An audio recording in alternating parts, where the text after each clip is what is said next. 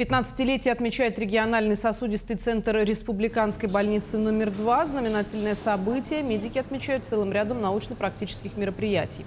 Так, одним из первых стал мастер-класс от эксперта федерального уровня, кандидата медицинских наук из Новосибирска Анатолия Ларионова. Он провел почти двухчасовую операцию по реканализации хронических окклюзий коронарных артерий. Это вмешательство, требующее высокого уровня мастерства хирурга и практически ювелирной точности, ведь ширина одного сосуда может достигать всего 3 миллиметров.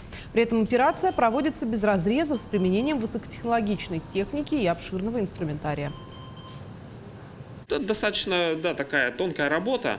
Она проводится под увеличением, то есть нам вот эта наша ангиографическая установка помогает увеличить само вот это операционное поле, приблизить его, так скажем, более точно увидеть это все. Таких пациентов с такими проблемами достаточно много, которые лечатся консервативно зачастую, но мы учим докторов, совместно проводим различные конференции, мероприятия, мастер-классы, именно потому, как добиваться успеха даже в таких сложных поражениях, при таких сложных операциях.